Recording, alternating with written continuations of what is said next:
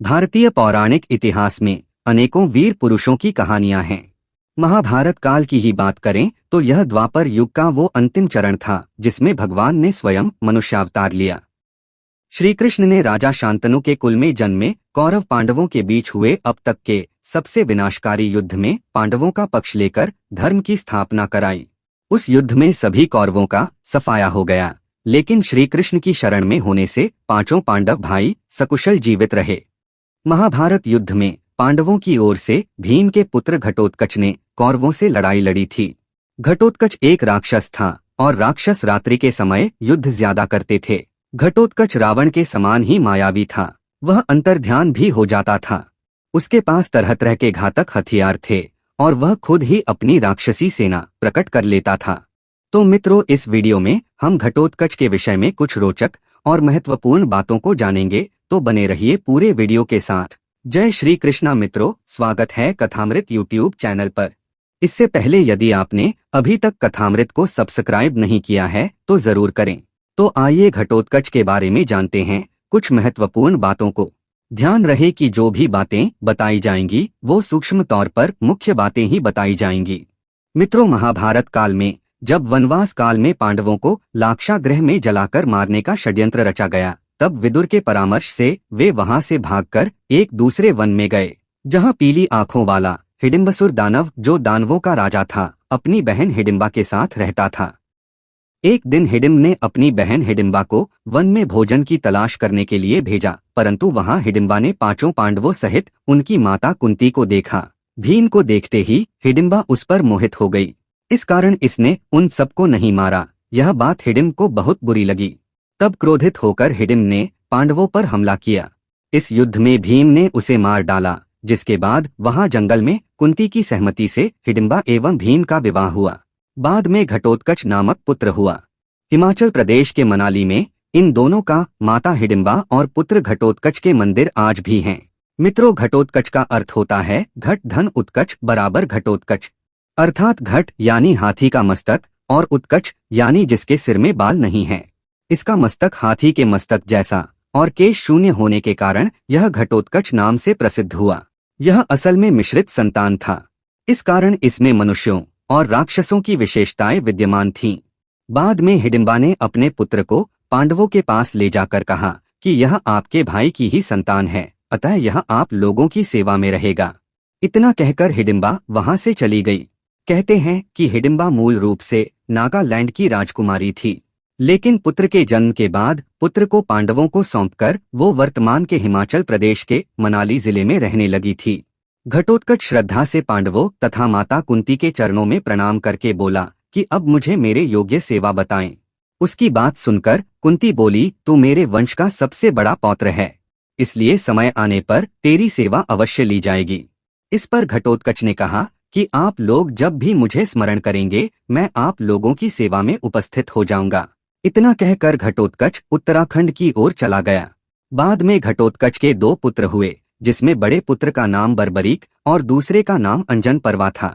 भीम के पुत्र घटोत्कच का विवाह दैत्यराज मुरा की बेटी कामकंटका से हुआ था, जिसे मौरवी भी कहते थे। इस कामकंटका को भगवान श्री कृष्ण ने वरदान दिया था कि तेरी कोख से एक महावीर पुत्र जन्म लेगा, जिसको युद्ध में कोई परास्त नहीं कर सकेगा। भीम पुत्र घटोत्कच का पुत्र बर्बरीक बहुत बड़ा दानवीर था। बर्बरीक दुनिया का सर्वश्रेष्ठ धनुर्धर था। वह अर्जुन और कर्ण से भी बड़ा धनुर्धर था। मित्रों, बर्बरीक के लिए 3 बाण ही काफी थे, जिसके बल पर वो कौरवों और पांडवों की पूरी सेना को समाप्त कर सकता था। यह बात जानकर श्री कृष्ण ने उससे दान में उसका शीश मांग लिया था। बाद में श्री कृष्ण ने कहा कि कलयुग में तुम मेरे नाम से पूजे जाओगे। वर्तमान में उन्हें खाटू श्याम कहते हैं।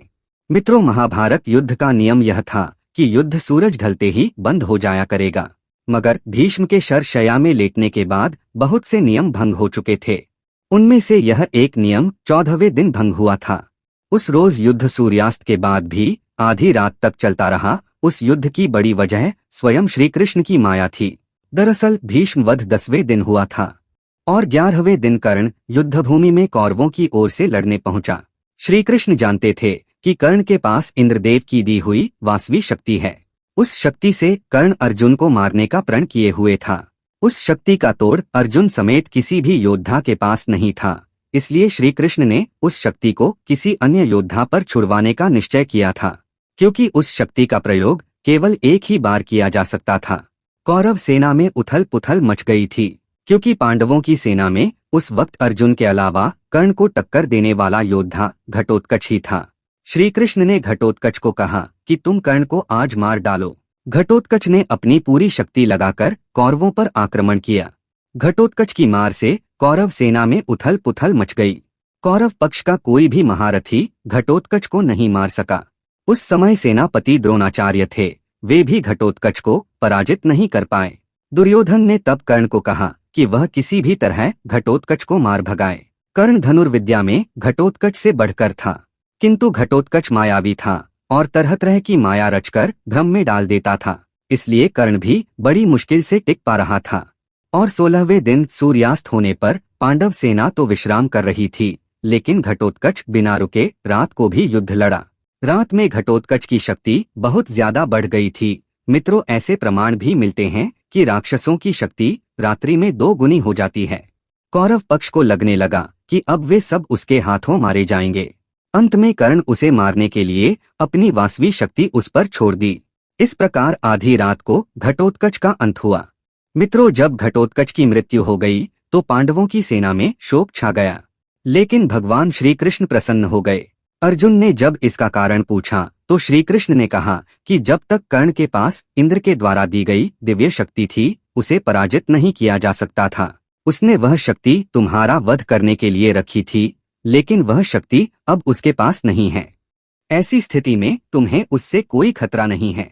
इसके बाद श्री कृष्ण ने ये भी कहा कि यदि आज कर्ण घटोत्कच वध नहीं करता तो एक दिन मुझे ही उसका वध करना पड़ता, क्योंकि वह ब्राह्मणों व यज्ञों से शत्रुता रखने वाला राक्षस था। तुम लोगों का प्रिय होने के कारण मैंने पहले इसका वध नहीं किया था।